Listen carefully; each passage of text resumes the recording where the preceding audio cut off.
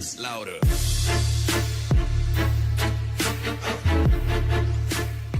네, 안녕하세요. 여러분을 부자로 만들어드리는 부자TV의 임대리입니다.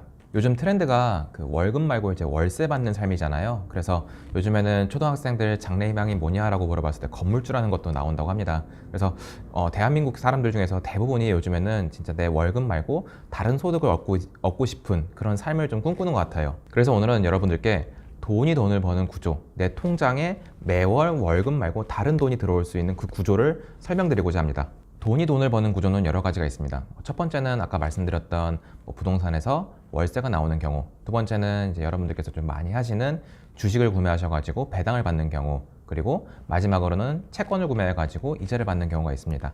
이 채권이라는 단어가 되게 생소하실지 모르겠는데, 이 채권은 여러분들께서 하시고 계시는 그 주식 시장보다 한 4배, 5배 정도 큰 이제 자금이 돌아가는 시장이라고 보시면 될 것 같습니다.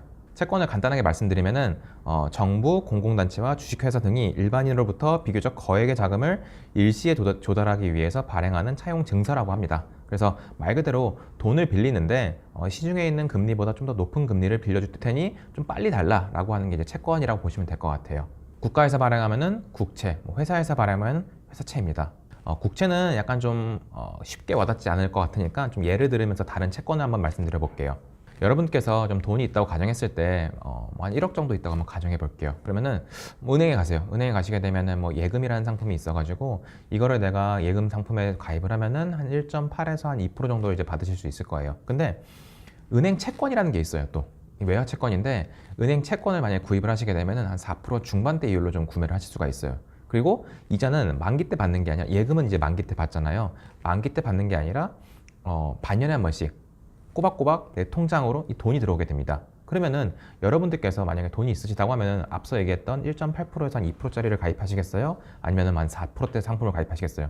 저 같으면은 4%짜리 가입할 것 같아요. 물론 이 채권이라는 게 예금자 보호라든지 원금 보장 이런 얘기는 없어요. 그런 거를 믿으셔도 안 되겠지만은, 근데 내가 다른 앞서 말씀드렸던 회사채 이런 건 모르겠는데 은행에서 발행하는 예금과 그리고 은행 채권, 어떻게 보면 같은 거잖아요. 은행이 망하면 여기도 예금자 보호 5천만 원까지밖에 안 되고, 그렇기 때문에 저라면은 은행 채권을 차라리 구매하시는 거를 제안드릴 것 같아요.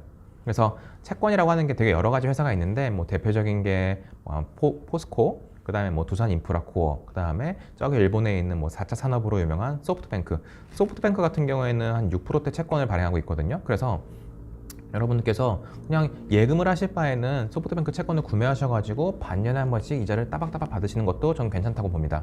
그러면은 앞서 얘기했던 내가 그러면 월급 말고 매월 돈이 돈을 버는 구조를 어떻게 만들까에 대해서 한번 설명드릴게요. 돈이 있으시다고 하면은 하나의 채권을 구매를 하시는 게 아니라 채권을 나누시는 거죠. 예를 들어 1월달, 6월달에 이자를 받는 채권, 2월달, 7월달에 이자를 받는 채권, 이런 식으로 해가지고 16, 27, 38 이런 식으로 쭉쭉쭉 해가지고 한 6개 정도 채권을 구매를 하시는 겁니다. 그러면은 나는 매월 말일날 월급을 따박따박 받겠지만은 이 채권도 매월 내 통장으로 돈이 들어오겠죠. 그리고 물론 외화 채권이기 때문에 그 환율이 올라가게 되면 나에 대한 수익률은 좀 더 올라갈 수가 있어요. 그래서 이 받으신 이자를 가지고 그냥 내비두시는 게 아니라 이걸 가지고 적금을 가입하시거나 아니면은 펀드를 가입하시거나 이렇게 운용을 하시는 거죠. 또는 대출을 상환할 수도 있겠죠. 그래서 돈이 돈을 만드는 구조는 이 돈을 가지고 그냥 하나의 상품에 그냥 넣는 게 아니라 이 돈이 다른 이제 행동을 하고 그거에 대해서 이자를 다시 나한테 줄 수 있는, 돈을 주는 이런 그 시스템을 만들어 주는 게 제일 좋을 것 같아요.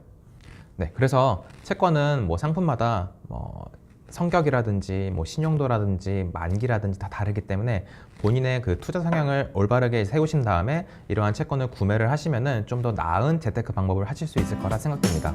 궁금한 사항 있으시면은 아래 연락처로 연락을 주시고 다음 이 시간에는 돈이 돈을 버는 구조 2탄에 대해서 한번 설명드려 보겠습니다. 감사합니다.